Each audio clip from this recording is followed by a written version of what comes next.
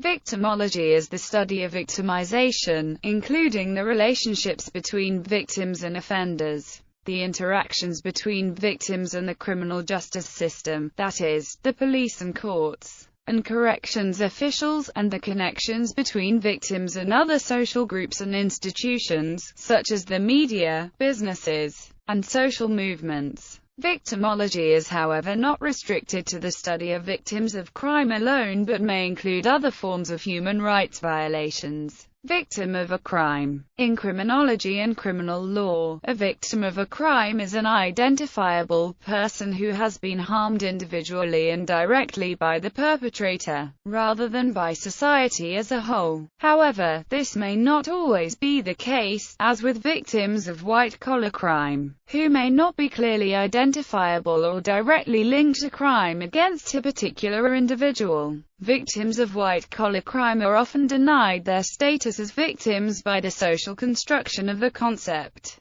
The concept also remains a controversial topic within women's studies. The Supreme Court of the United States first recognized the rights of crime victims to make a victim impact statement during the sentencing phase of a criminal trial in the case of Payne v. Tennessee 501 U.S. 808. A victim impact panel is a form of community-based or restorative justice in which the crime victims meet with the defendant after conviction to tell the convict about how the criminal activity affected them, in the hope of rehabilitation or deterrence. Consequences of crimes. Emotional distress as the result of crime is a recurring theme for all victims of crime. The most common problem, affecting 3/4 of victims, were psychological problems, including fear, anxiety, nervousness, self-blame, anger, shame, and difficulty sleeping.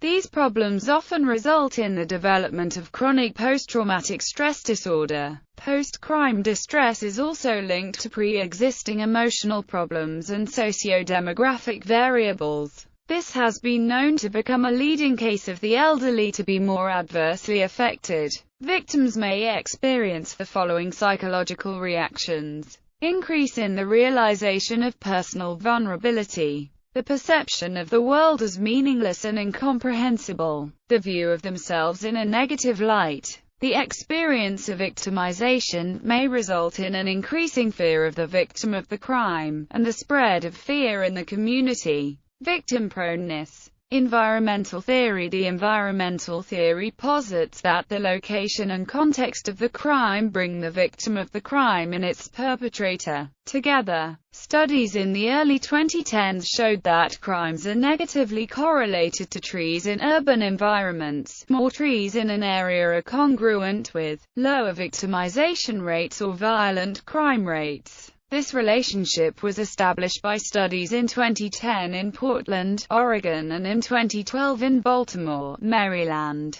Jeffrey Donovan of the United States Forest Service, one of the researchers, said, trees, which provide a range of other benefits, could improve quality of life in Portland by reducing crime, because we believe that large street trees can reduce crime by signaling to a potential criminal that a neighborhood is better cared for and, therefore, a criminal is more likely to be caught. Note that the presence of large street trees especially indicated a reduction in crime, as opposed to newer, smaller trees. In the 2012 Baltimore study, led by scientists from the University of Vermont and the United States Department of Agriculture, a conservative spatially adjusted model indicated that a 10% increase in tree canopy was associated with a roughly 12% decrease in crime, and we found that the inverse relationship continued in both contexts.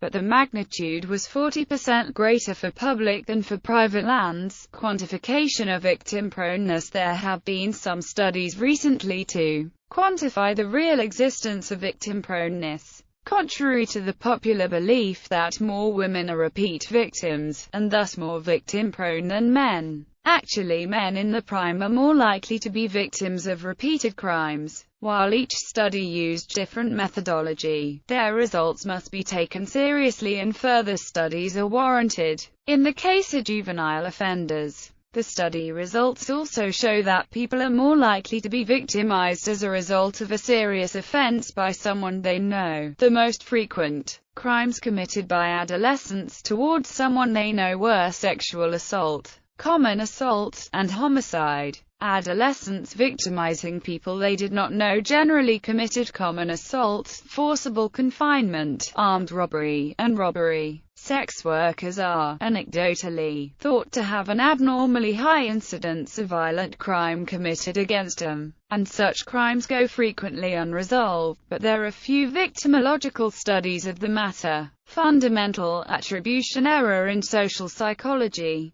The fundamental attribution error describes the tendency to overvalue dispositional or personality-based explanations for the observed behaviors of others while undervaluing situational explanations for those behaviors. The term was coined by Lee Ross some years after a now classic experiment by Edward E. Jones and Victor Harris. The fundamental attribution error is most visible when people explain the behavior of others. It does not explain interpretations of one's own behavior, where situational factors are often taken into consideration. This discrepancy is called the actor-observer bias. As a simple example, if Alice saw Bob trip over a rock and fall, Alice might consider Bob to be clumsy or careless. If Alice later tripped over the same rock herself, she would be more likely to blame the placement of the rock. Victim proneness or victim blaming can be a form of fundamental attribution error, and more specifically, the just world phenomenon. The just world phenomenon is the belief that people get what they deserve and deserve what they get, which was first theorized by Melvin Lerner, attributing failures to dispositional causes rather than situational causes, which are unchangeable and uncontrollable. Satisfies our need to believe that the world is fair and we have control over our life. We are motivated to see a just world because this reduces our perceived threats, gives us a sense of security, helps us find meaning in difficult and unsettling circumstances, and benefits us psychologically. Unfortunately, the just world hypothesis also results in a tendency for people to blame and disparage victims of a tragedy or an accident,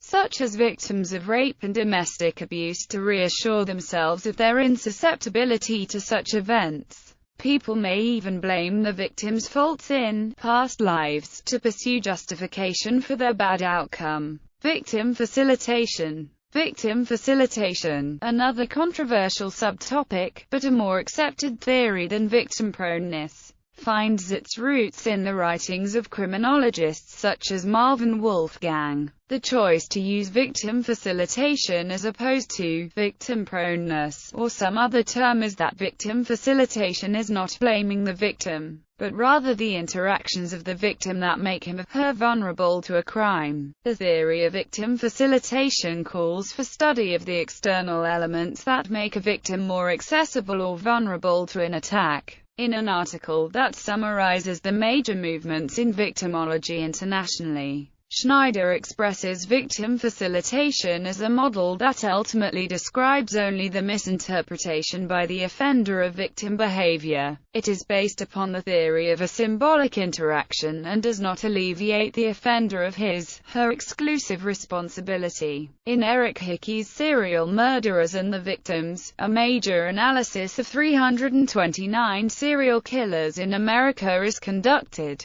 As part of Hickey's analysis, he categorized victims as high, low, or mixed regarding the victim's facilitation of the murder. Categorization was based upon lifestyle risk, type of employment, and their location at the time of the killing. Hickey found that 13 to 15% of victims had high facilitation, 60 to 64% of victims had low facilitation, and 23 to 25% of victims had a combination of high and low facilitation. Hickey also noted that among serial killer victims after 1975, 1 in 5 victims were at greater risk from hitchhiking, working as a prostitute, or involving themselves in situations in which they often came into contact with strangers. There is importance in studying and understanding victim facilitation as well as continuing to research it as a subtopic of victimization.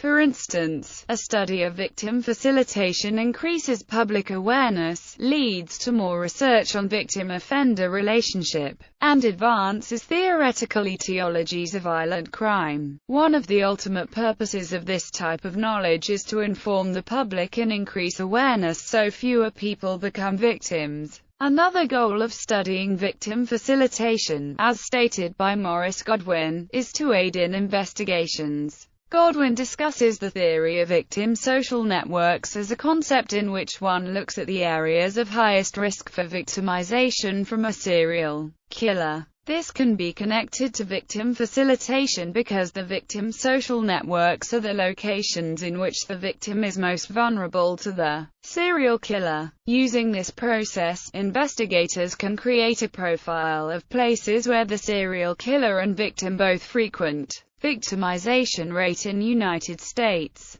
The National Crime Victimization Survey is a tool to measure the existence of actual, rather than reported, crimes. The victimization rate. The National Crime Victimization Survey is the United States' primary source of information on crime victimization. Each year, data are obtained from a nationally representative sample of 77,200 households comprising nearly 134,000 persons on the frequency, characteristics and consequences of criminal victimization in the United States. This survey enables to estimate the likelihood of victimization by rape, sexual assault, robbery, assault, theft, household burglary, and motor vehicle theft for the population as a whole as well as for segments of the population such as women, the elderly, members of various racial groups, city dwellers, or other groups. According to the Bureau of Justice Statistics, the NCVS reveals that